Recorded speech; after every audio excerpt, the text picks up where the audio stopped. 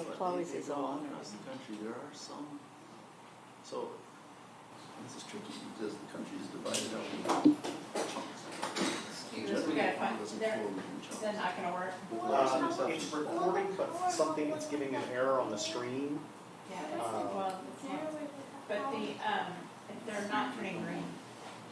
Well, these have come on, these two have come They on. were, Oh, I did a reset, I did a reset back. I think this one's good. Are you good? Okay, welcome to the Board of Directors of Williamson Travis County Municipal Utility District 1. Today is Wednesday, the 19th of August. It is now 5:32. We have a special meeting tonight. We'll do roll call first, and we'll do the pledge. Oh, Carol Norrell. Beth Dutz? Chris Rocco. David Flores. Okay. Carol, will lead us to the Okay, pledge. stand for the pledge.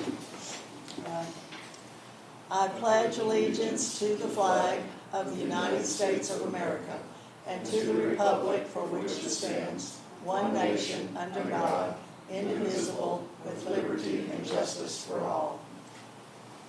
And a moment of silence, please.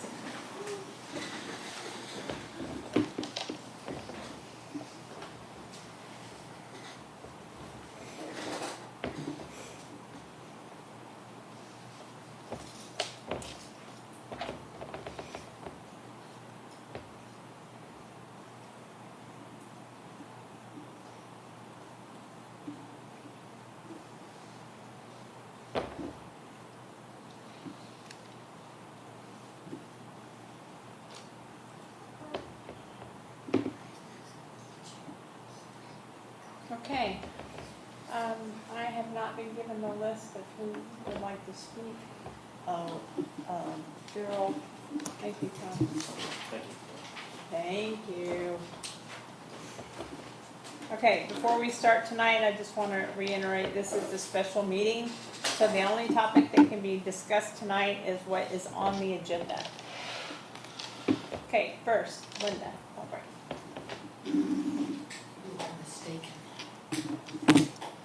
Tonight, this board will stand before you and boast that your tax rate isn't changing, that it's staying at 27 cents per $100. Do not be fooled. This is a shell game. What they aren't telling you is how your money is being reshuffled, because this board quietly obligated our district to $5.81 million in bond debt. The allocation has shifted. At the same time, overall taxable property values are anticipated to drop by 5.4%. And I'd be remiss if I didn't point out that after spending over $100,000 on aggressive deed enforcement, property values still dropped, proving once again that deed enforcement does not protect our property values. Now, 1.5 cents of your tax rate will be funneled straight to paying interest on the new debt. Next year, that jumps to 4.4 cents just to cover the bond payments. This board couldn't manage our district effectively when they had the full 27 cents, zero debt, and $5 million sitting in the bank. Do you honestly trust them to function on even less operational revenue? I certainly don't. And where was the transparency? Why was there zero public outreach? Why wasn't an email blast sent to notify residents that we were being locked into 25 years of debt? Hanoi Villa's stance at the bond meeting that voters just trust them to make these decisions is exactly why you should be concerned. Hanoi, Beth, Carol, and Chris walked us into this debt. David Flores, Tom Vesic, and I, running on the Vote 3 ticket, are prepared to lead us out. Real accountability begins with your vote. Visit vote3.org, Not on the agenda. read our platform, and vote for all three of us on the ballot. If you That don't is not vote on for the full agenda. change, You you may are excuse guaranteed out the more of the building. same. Tax details available on Muducation.org, your source for the facts and the truth. It is on the agenda, Beth. It is actually item number 5B. It's election material. That makes it on the agenda. That's 2 minutes. Officer, she needs a vote of the board to be able to remove anybody, so if one person tells you, it has to be a vote of the board. She's not a Tina dictator, she Flores. does not have the authority to tell you what to do. It has to be decided by the board. I'm aware of what I can do to follow certain. And you need to get a vote of the board to tell him what to do. Gotcha, Chris. She didn't have a vote. So, it's to be, not me, right? Yep. Our district is in full campaign mode, and as we look toward the future, we have a clear and vital choice to make. When you look at the ballot, there are 3 candidates and only 3 who represent genuine, meaningful change for our community. David Flores, Linda Fobb, and Tom Basic. Together, they form the Vote 3 slate. For too long, we have been seeing what the alternative looks like. Incumbents Beth Jones and Hanoi Avila have brought an unnecessary $5.81 million debt to our table. Instead of focusing strictly on responsible governance, tax revenue has been tied up in their personal lawsuits, speculative projects like a splash pad, and past missteps like the treehouse. Meanwhile, questions remain about ongoing financial decisions and contracts tied to management firms like Sage Management. That is a track record on display. A vote to keep things the same guarantees more of the very mess and lack of transparency that brought us to this point. We deserve leadership defined by integrity, clear communication, and fiscal responsibility. We need leaders who answer directly to the residents, protect our tax dollars, and put the community's priorities first every single day. That is why this election matters so much, and that is why the Vote 3 team is standing together. If you want transparency, if you want real accountability, and if you want to turn the page toward a better future for our district, the path forward is clear. Vote David Flores, Linda Fobb, and Tom Basic. Choose real change. Vote for the Vote 3 slate. Visit vote3.org to meet the candidates and explore their platform pillars, facts, fairness, and values. Tom. B. Two Toms speaking today. Well, thanks. Now, I gotta say, you have an agenda item on there about the going into executive session to discuss things that I know not what. So I'd like to make this my comment here about going into executive session because I don't know why the board needs to. I mean, there's a lawsuit, right? But why do you have a lawsuit? Am I allowed to make that breadcrumb that if you go into executive session you're going to talk about the lawsuit?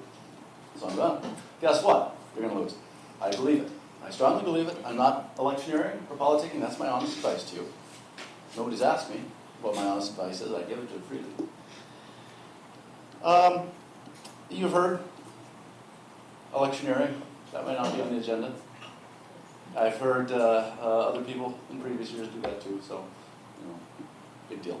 So, please, settle the lawsuit. You can still do it. It's within your powers. That's all. And, vote for Vote 3 too.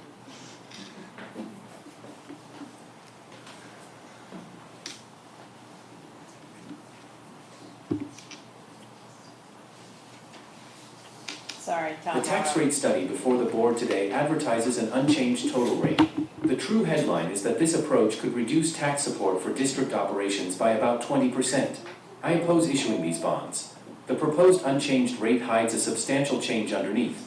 Taxable value fell about 5.4% to $890 million, and the average home value fell about 4.8% to $442,244.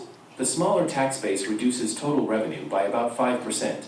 The study then shifts 1.5 cents, another 5% of the rate, from services, maintenance, and repairs to debt payments. Together, that initially cuts operating tax support by about 10%. The 1.5 cent debt rate also understates the lasting cost. Beginning in 2028, it rises to 4.4 cents, nearly triple and about 16% of today's total rate. If the total rate remains unchanged, the higher debt rate and smaller tax base mean roughly 20% less for operations. A possible additional 2% loss from the RM 620 widening would bring that closer to 22%. The study allows a total rate of $0.29716 without a mandatory election. Even at that maximum, revenue would rise only about 3% over last year, less than recent inflation. The board should reject the bonds. If it proceeds anyway, it should adopt the maximum rate rather than hollowing out the operating budget. With the election approaching, nobody should vote for Hanoi Avila or Beth Jones. The three big things they did were bad for the district and wasted about $1 million altogether: the unconstitutional public participation lawsuit, illegal deed enforcement, and unnecessary bonds. Replace Hanoi and Beth this November. Is that Chloe? Okay. Thank you. Okay, tax matters. A, review report for the district's financial advisor on the tax. Yeah, he is on the, okay, on the tax rate necessary to meet the district's debt service requirements. And I believe we have him on the line. What is his name? Corey Howard. Yes. Corey Yeah. Howard. Howard. Can you guys hear me okay? Yeah. Little Is there a way to turn it up? Perfect. Yeah, turn it up. Yep. There you go. Go ahead. You guys ready for me? Okay. All right, perfect. Board members, you guys should have a copy of the tax rate study that I prepared for you in front of you. Just a little bit of a refresher of the process that we have to go through each year. Two-step process to set our tax rates. The first step, which is the action the board is considering tonight, is to simply authorize the publication of the total tax rate. And then the second step of the process is what you would take care of at your September board meeting, and that is to conduct the public hearing and actually adopt your tax rates at that point in time. So the published rate is simply establishing the ceiling for what you can set next month when you adopt your rate. So you can set a tax rate that is equal to or less than the published rate. You just can't exceed it. And so I'm recommending that the board publish and set a total tax rate of 27.34 cents, which is the same total tax rate that we set last year.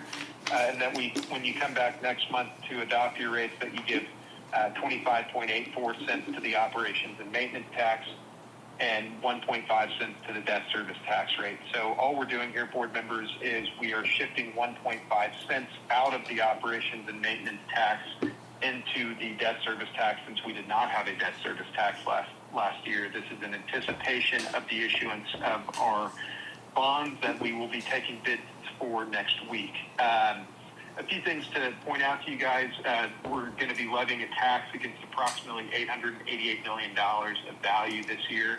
That represents a decrease of approximately $50 million of taxable value from our certified value last year of about $938 million. Up towards the top, or I guess the middle of the first page, I've just included a rough breakdown so you can see the distribution of the taxable value between the Williamson and Travis County portions of the district. And then I think more importantly, the table in the middle of the first page is giving us a little bit of a short-term historical recap of the average homestead values, the MUD tax rate that we've set, and then therefore what the implied MUD tax bill has been and will be on the average homestead owner. So as you guys can see, the average taxable value of a home in the district last year was right around $464,000. This year it's gone down to about $442,000. Implicit in that is if we levy the same tax rate, same total tax rate, that it would mean that the MUD taxes paid by the average homestead owner would decrease by, in this case, approximately $61. Just to point this out to you guys so you're aware of the implications of your decision with respect to what 1 penny of tax rate means to the district. It equates to about $88,000 of tax revenue, and to the average homestead owner, it represents about $44 of annual MUD taxes paid. Let's see. If you flip to the second page of my report, this is a document known as the Truth in Taxation Worksheet. This is a 2-page schedule. It's on pages 2 and 3 of my report. The rates that I've recommended to you guys would not expose the district to a mandatory rollback election, and that is captured on this worksheet.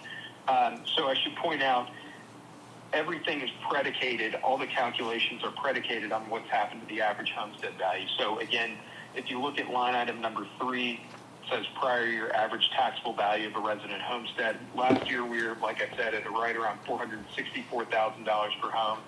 And then compare that down on line item number 9, which reads current year average taxable value of a resident homestead. Again, this year we're right around $442,000 per home. Bear with me, I'm going to have you come back to this page, but if you flip to the next page, which would be page 3 of my report, second page of this Truth in Taxation Worksheet. The bottom line line item number 24, the current year mandatory tax election rate, that is the maximum tax rate that the district could set without exposing ourselves to a mandatory rollback election. That rate, 29.716 cents. And I've recommended a total tax rate of 27.34 cents. So we are below that rate. All that to just point out to you guys and give you some comfort that none of the rates we're talking about tonight would expose the district to a mandatory rollback election. You may have noticed on the prior page that I had highlighted line item number 10, which reads highest 2026 M&O tax rate, and that's 29.716 cents. It's really not applicable in this case because since the total tax rate we are proposing, or that I've recommended that you publish, is less than the mandatory election rate, that calculation is effectively not applicable just because we're already below that mandatory rate. If you guys flip past the Truth in Taxation worksheet to what would be page 4 of my report, this is just a very short-term outlook at your general operating fund. Definitely not supposed to replace the good work that your bookkeeper does for you in your budget. This is merely a financial planning tool, and all I'm trying to do here, board members, is give you guys comfort that the 25.84 cent O&M tax rate that I've recommended is going to allow us to balance the budget and have a little bit of surplus at the end, or over the course of, I should say, calendar year 2027. So up at the top of the schedule, all I'm doing here is adjusting your operating fund balance to January 1st of 2027. So I took the balance from your July bookkeeper's report, which is a little over $3.9 million. That negative $800,000 adjustment that you see right below that just shows you how your operating fund behaves based on budget data for about a 5.5 month period of time, absent of any maintenance tax revenues, since we've collected substantially all of those tax revenues at this point in the year. And so what this is telling us, again, in round numbers, just financial planning, that we can reasonably expect to start 2027 off with about a little over $3.1 million in the general operating fund. Down below that are the revenue and expense related items that are going to occur in the general operating fund, again, kind of on a macro level. So if we set 25.84 cents for our O&M tax rate against $888 million of taxable value, and I've assumed a 98% tax collection factor here, then it's going to pull in about $2.25 million of revenue for the general fund. We've got budgeted revenues, call it non-maintenance tax revenues, of about $2.8 million. And then we've got budgeted expenses of about $4.73 million. Important to note, I've excluded budgeted capital expenditures from that number, because that's effectively a discretionary or non-recurring expenditure, capital expenditures, just by nature. So what I'm trying to show you here is just what your normal recurring revenues and your normal recurring expenses. And what this is showing you guys is that, all else being equal, we could reasonably expect to add about $320,000 to the general fund over the course of calendar year 2027. And then finally, last page, board members, and probably most important for purposes of the discussion tonight and leading into next week or for our bond sale. This is, you guys have looked at this schedule on multiple occasions. This is just a long-term outlook at your debt service fund that will be created here in the near future. A lot of numbers on the schedule. Let me just try to boil it down for you guys. You may remember some of this, but the main assumption, or some of the main assumptions, if you look 4 columns in from the far left, the column header says previous year assessed valuation. You can see that's the $888 million of value that we're levying a tax on this year. What I've assumed is no growth in the tax base and no contraction in the tax base. So in other words, $888 million is here to stay from now until the final maturity of these proposed bonds. Just to the right of that is the debt service tax rate that I've recommended up on the top row, 1.5 cents. And then you can see that that would have to grow to 4.4 cents in future years in order to maintain adequate coverage. And if you look over in the far right-hand column, you guys may recall our conversations on what is adequate coverage or an adequate reserve balance. Generally speaking, we want to see that reserve balance be at or north of 25%. So this is reflecting, very handsome coverage in the debt service fund, and indicative of the fact that we could issue these bonds. Remember, we've had discussions about the issuance of these bonds and not jeopardizing our current total tax rate of 27.34 cents, and that is still the case. So what this is saying is that, okay, on a long-term basis, we think we will have 4.4 cents tied up in debt service. We've got a 27.34 cent total tax rate. Therefore, that would leave us 22.94 cents for an operations and maintenance tax in the future going forward. 22.94 cents for O&M generates about $2.03 million of revenue for the operating fund, and you guys need only $1.93 million just to balance your budget. So once again, even though the taxable value has declined last year to this year, we're still looking at analyses that are indicating that we could maintain the current total tax rate, issue the bonds, and not have to raise that tax rate in the future. I should also point out, board members, we have gotten Moody's Investor Service, remember, who is providing an underlying rating for your bonds. They have gotten back to us, and they have provided you guys used to have ratings when you were active in the bond market.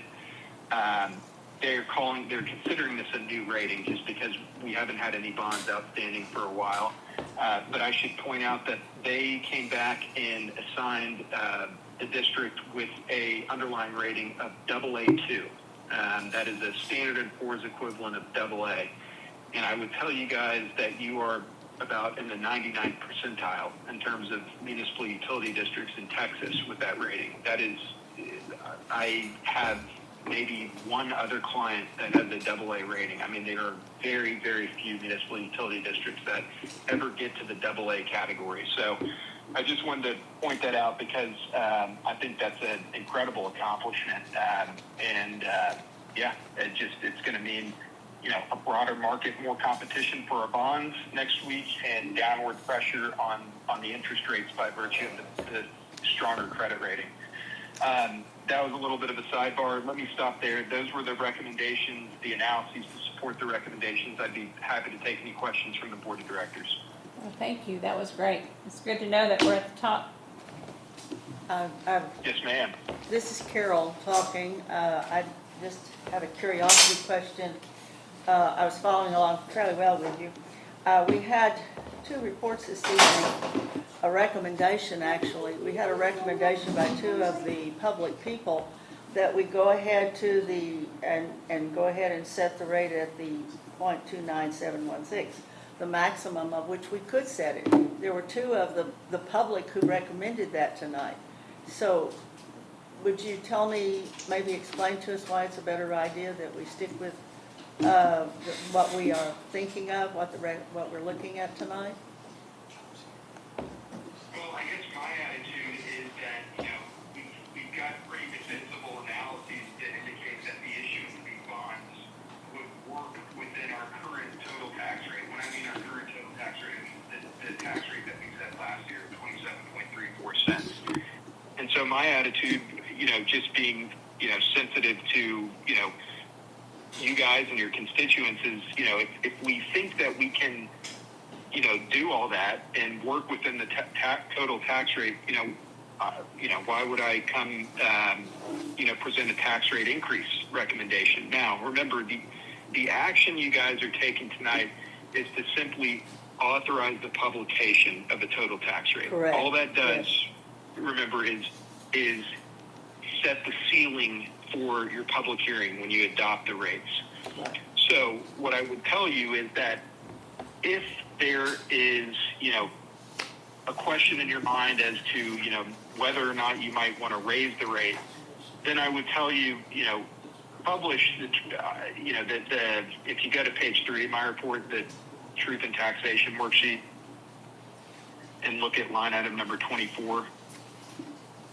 Yes, yes. If you guys are you know, considering doing that, then I would say, well, give yourself the management flexibility to be able to make that decision. In which case, I would say publish 29.71 cents. I mean, no need to go all the way out to the 6 out there. You Well, know, just Corey, 29.71. Okay, Corey, Yeah. I'm not saying that I'm recommending that. I was just asking you for an opinion because we did have, Oh, yeah. this is the night the public could speak about these matters. And I heard them. They're almost verbatim in what they had to say. But they both offered that number as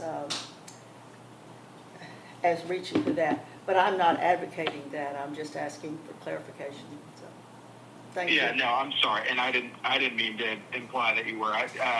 Yeah, I mean, like I said, if you guys want some flexibility, then I would say publish 29.71 cents, and then, you know, if you know you stew on it in between now and next month's meeting, you decide, you know, no, we want to keep the tax rate the same, then, you know, you can do that, or you can, you know, go up to the higher tax rate. Well, if it's opinion time, I mean, I'm very comfortable with what Corey has provided to us. I'm very comfortable with setting the total tax rate at the .2734 that is on the page that he's provided us. That's, Corey, do you have an idea if the tax rate was that 2.9, what the average resident would pay in taxes as compared to last year? I can do that really quickly for you Okay. if you just give me 1 second here.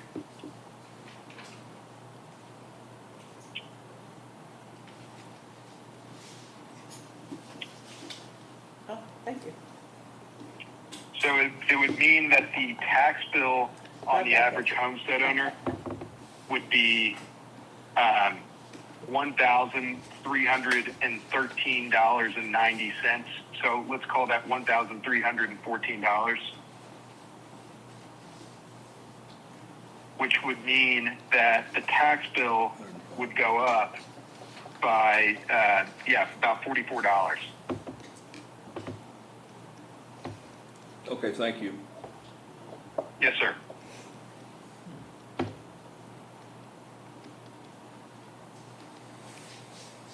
Anybody have anything else? Okay.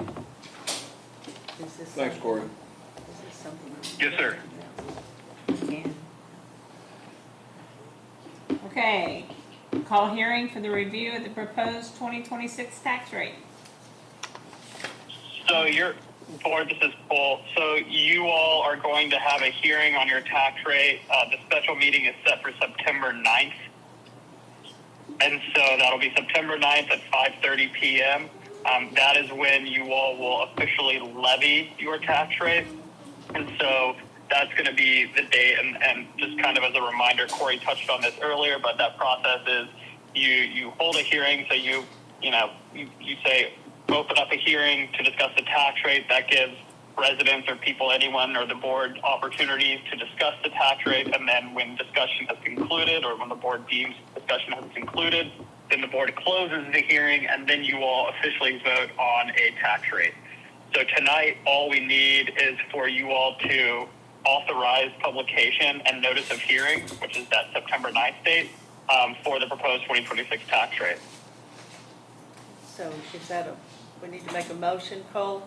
Yes, to authorize Yes, publication. yes, please. All right, I make the And you need to motion. tell us the amount that you want to publish. Okay. Well, I will make that motion.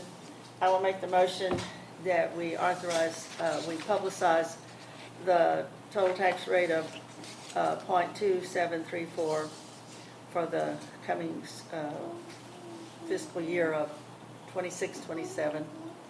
If I've said it correctly. I'll second that. Any discussion? All in favor? Okay, great. It was unanimous, Cole. Okay, great. And I know Chloe's there, so I know she's taking notes. But which directors are present? Oh, You've got Carol, Beth, Chris, and David. Okay, great. Thank you. You're welcome. Okay, city authorized publication of notice hearings, and we just did that as well. Correct. New business, including approved preliminary official statement representation letter from district's auditor. Correct. So Chloe presented that for your signature, Beth. It needs to be signed by the board president or the highest, kind of the highest in command, if you will. But that letter is just a representation letter that the auditor requires to be executed so they can include the audit onto the preliminary official statement and eventually the official statement, which goes out to potential purchasers. So as a reminder, when you all, when you put those out, the audit gets presented so people can read the district's audit as well. And it's just a letter that needs to be signed, basically stating that, no information has come to the board's attention that would cause, anything that was within the most recent audit to be misrepresented or misreported, and no events have occurred that would require adjustment to the previous audit. Of course, you all are going to go through your standard previous audit and have a new audit when your fiscal year 2026 ends, but this letter just covers the 2025 audit. Okay, thank you, Cole. that's all we need to do. And I'm just gonna read it for people that are watching. It says B, approve election services agreements with Travis County and Williamson County for November director's election. That's been done. We've got attorney report. The 6. Do we have anything, Chloe? No, nothing else to add. Say nothing. We do not have executive session, am I correct, anybody? I have none. Okay, 8, actions related to the matters discussed during executive session, we didn't have it. 9, such matters as may become before the board, including discussion about items to be included on the agenda for future meetings on August 26th. Schedule future meetings as required. So we do have one again next week, and then we have one again on September 9th. So, a motion to, To adjourn this Adjourn. meeting. okay. Well, we need. Did you all do motions to approve the letter for the district auditor and the election services agreement? Do that. No. I'll make the motion that we approve the preliminary official statement representation letter from the district's auditor. Oh, we did that, okay. No, we didn't. I apologize. I need a second. Okay, I'll second that. Any topics? Any discussion? Any discussion? Anything? Okay, all in favor? Unanimous? And then same for the election contracts. And I'll make a motion that we approve the election services agreements with Travis County and Williamson County for the November director's election. I'll second. David seconded it. Okay, discussion? All in favor? Unanimous. Okay, now we can adjourn this meeting. You Make make a the motion. motion, I make a second it. motion. It is now 6:00. 6:05, and our meeting has ended. Thanks, Cole. Thank you all very much. Thank you, Chloe. Yes, thank you. Thanks, Thanks, Daryl. Chloe. Don't He forget. says, thanks, Carol. Oh, thank you. Okay, you're welcome.